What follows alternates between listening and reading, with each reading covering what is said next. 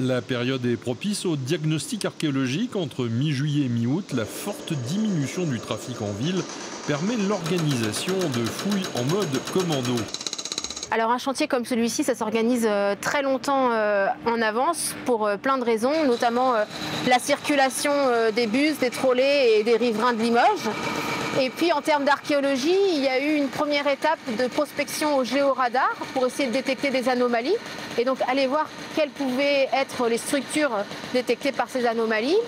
On s'est basé aussi sur les plans anciens, nos connaissances de Limoges, pour essayer de sonder au plus juste les vestiges auxquels on pouvait s'attendre. On intervient par tronçons pour lesquels on a entre 3 et 5 jours, ce qui fait qu'à peu près on a 1 jour par sondage archéologique.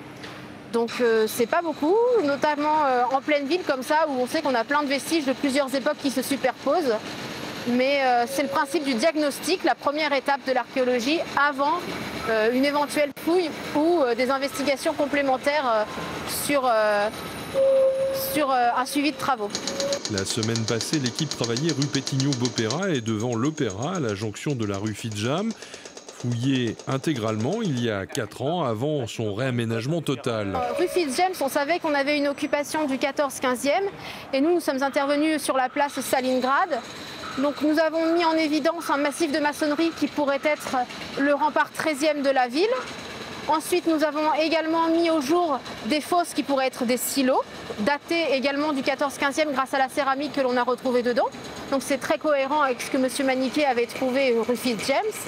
Et enfin, le 3e sondage, en remontant un peu plus la rue, nous avons mis au jour une voie probablement antique. Ça reste à confirmer quand on aura bien étudié la céramique que l'on a trouvée dessus. Le diagnostic archéologique va se poursuivre hors du terrain, au laboratoire, afin de compiler les données relevées et analyser toutes les pièces prélevées en sous-sol. Donc cette première phase qui s'appelle un diagnostic, à la fin de ce diagnostic, de cette partie terrain, nous rentrons au laboratoire pour étudier tout ce que nous avons trouvé, le mobilier, donc c'est-à-dire la céramique, la faune, le métal, ainsi que les structures, les relevés qui ont été faits par nos topographes, pour revoir sur les plans anciens si ça correspond à quelque chose, voir aussi dans les archives ce que l'on a.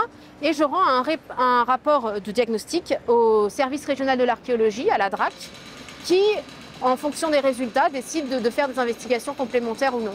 Les travaux ne commenceront pas tant qu'il n'y aura pas eu la levée de la contrainte archéologique. S'il y a quelque chose d'exceptionnel, la DRAC et le SRA pourront prescrire une fouille, mais ça n'empêchera pas les travaux a priori de se faire. Ces recherches se poursuivront en centre-ville jusqu'au 11 août prochain, et notamment place d'Aisne.